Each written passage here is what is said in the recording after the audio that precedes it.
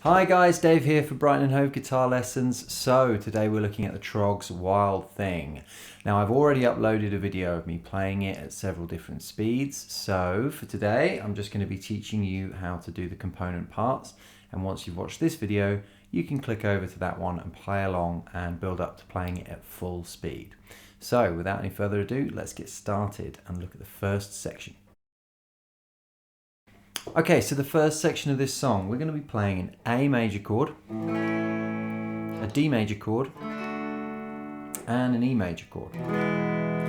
But normally we would play these chords the way I just played them.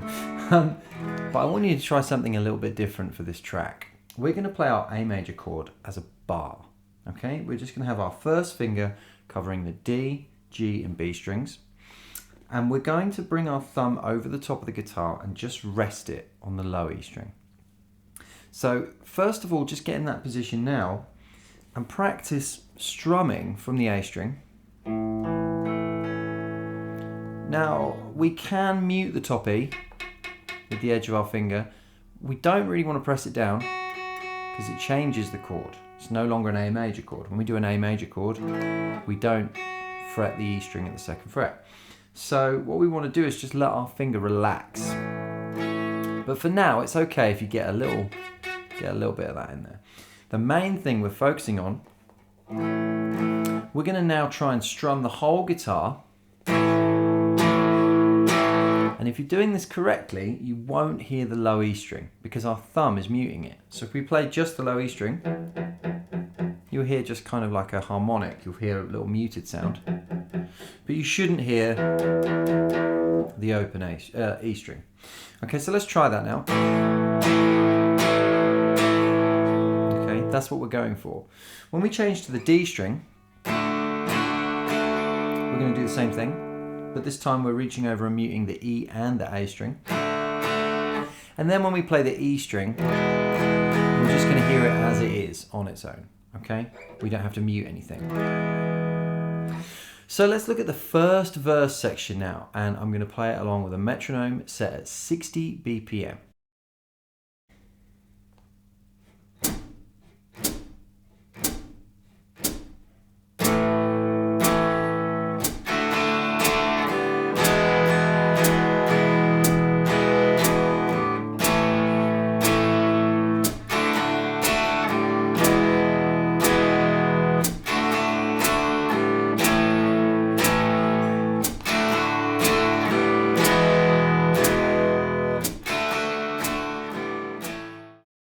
So let's do a little breakdown now of what's going on in that section of the song. So we've got A chord, two strums on that A chord. Then we're going to change to a D chord. We're going to start on an upstroke. So that's up, down, down, down. If you want to do different strumming, that's okay. But to me, that's what makes the most sense. Up, down, down, down. And you can bring the D chord off a little early because the changes here are kind of quite sloppy and that actually adds to the vibe. So you get a bit of the middle open strings between chords sometimes. That kind of thing. So then we've got the first time round we do. So that's 1, 2, 3, 4, 5, 6, 7 down strums, but obviously the rhythm is slightly more complicated than that. Rather than explaining what the rhythm is, it's probably best if you just watch it a couple of times. Okay?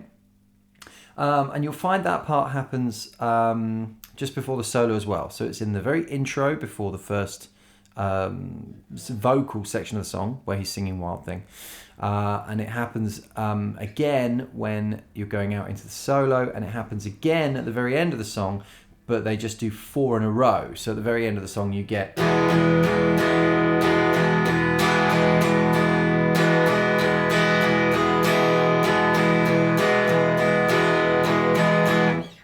So when you get to that section, it shouldn't be too confusing. You're literally just doing that bit 4 times at the end. That should pretty much finish up everything about the verse, but just to be clear, The changes back and forth, we're doing this.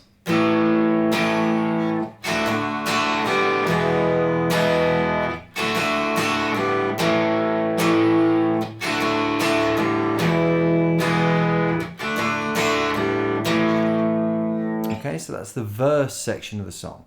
Let's whiz over now and have a look at the chorus. So in the chorus section of the song, we do this just before we go into it. So we'll be doing the verse, and then we would go,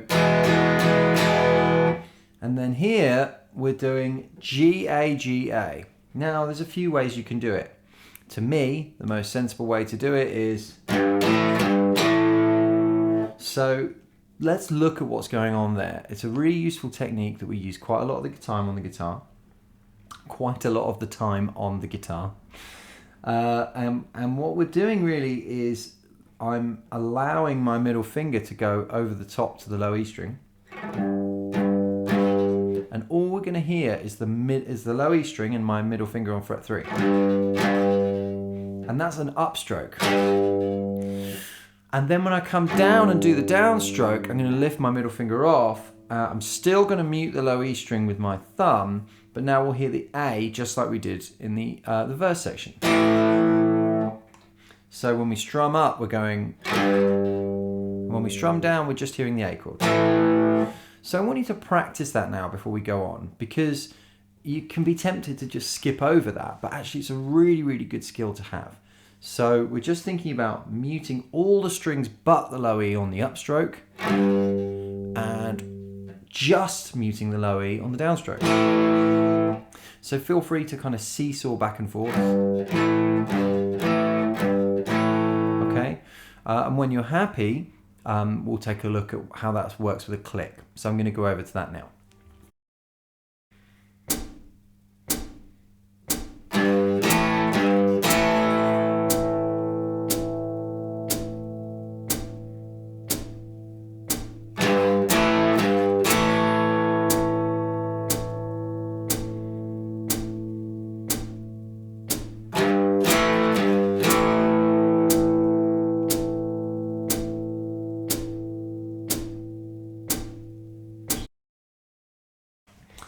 So some of you might have noticed that the count into that section, we're not landing on the 1. We land on the 1 when we hit the A chord. Okay, but the count into that section, well, we want to be starting on the 3 and. All right. So when we count it, we want to think about that metronome, and each beat of it is going to be divided in half. So that's called eighth notes, and some of you will know that from lessons already. And what we're doing is for each 1 count, we're counting 1 on the beat and after the beat. Okay, so that gives us this effect of going 1 and 2 and 3 and 4 and that's how we divide up the bar. So we'll know we've got it right if we're going 1 and 2 and 3 and 4 and 1. If we land on the A chord on the 1, then we've got it right. That should be pretty self-explanatory. The only thing we need to take a look at now is the solo. So let's do that. I'm going to whiz over to the solo now.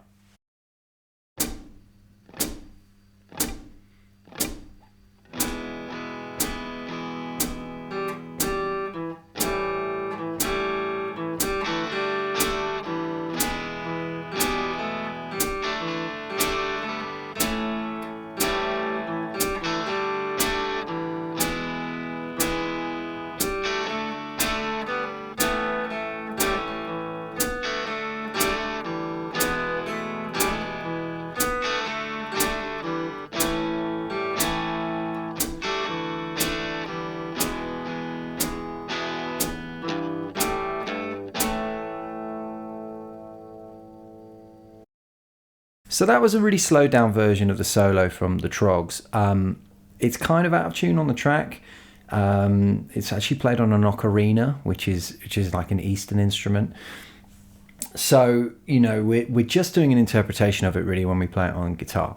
But there's only a few notes in it. If you wanted to do your own solo, the solo is kind of closest to something like E minor pentatonic. I think there's only 4 different notes in there. So we've got E on the D string at the 2nd fret. We've got the open G, which would be the minor third of E. So it's kind of clashing with the major third that's in the E chord. But it does work. It gives kind of attention to the track. We've got the 4th, which is A. And we've got the 5th, which is B. So, you know, you could improvise your own solo in E minor pentatonic. It kind of also works to use A minor pentatonic. Theoretically, A major, D major, or E major would work, but I did have a little mess around with those, and they just sound a little bit too kind of happy, really. So it's worth kind of sticking with E minor or A minor. But if you want to know exactly what's going on in the track, let's talk through that now. So we start with the open G string, and then we're going to go down to the E on the D string. Okay, so that phrase is...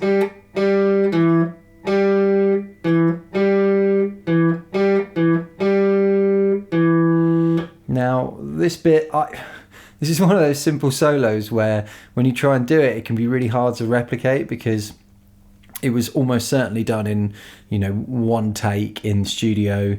So getting exactly the kind of rhythm of these bits can be quite difficult. So I wouldn't stress over it too much. Here there's a...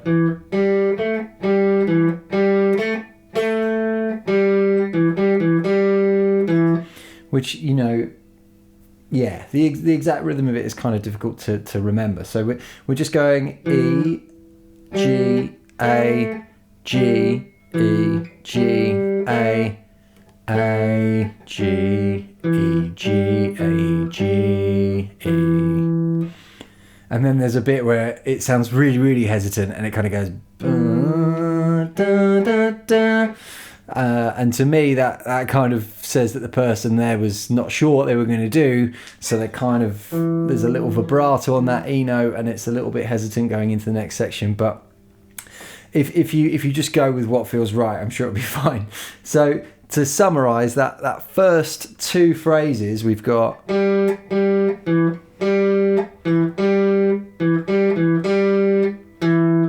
That's the first phrase. Then that's kind of the second phrase. Then so then we've got this sort of vibrato hesitation, and we go up to the B note, and then here probably the best phrase in the whole solo, if you're going to take anything away from it, I'd say it should be this. It's just going...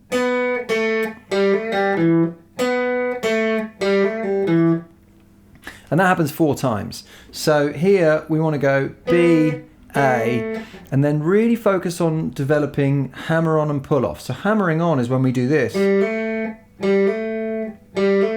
And pulling off is where we pick a note or just sound a note, and then as we're coming away from the neck, we kind of strum the string with the tip of our finger.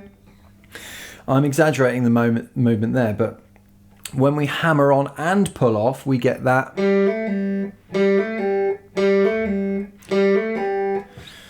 So practice that if you've never done that before. Practice kind of just hammering on, pulling off. Okay, so we want to go then down to the E. So the phrase there is...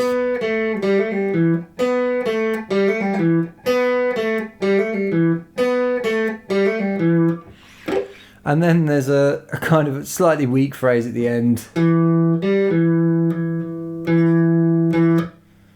And then you kind of finish on, which is the strong phrase at the end, which matters. These days we're so used to recording in sophisticated studios where you can change notes and change mistakes and drop in and do things, but when this song was recorded, things were completely different. It was done on multi-track tape recorders, and you just kind of had a pass at the whole thing, and you just had to you choose the best one. So Sometimes it'd be done live, you know, almost always done as an overdub, but the overdub, you just have to take the whole thing, take it or leave it. So any little hesitant notes, that's just kind of part of the charm. So don't worry about kind of going, oh, what's that? You know, that's someone on an ocarina in the studio going, I don't know what I'm about to do, but I'm going to finish on, because then it finishes strong. Okay, that just about wraps it up for everything for the Troggs Wild Thing. I hope you enjoyed the lesson. You can whiz over to another video I've already pre-prepared, playing the song through at several different speeds. So once you've got those component parts down, have a go playing it along at 80%, 90% and 100% speed. I hope you've enjoyed the video today. My name's Dave for Brighton and Hove Guitar Lessons. Please subscribe to the channel and check out our future videos. Bye!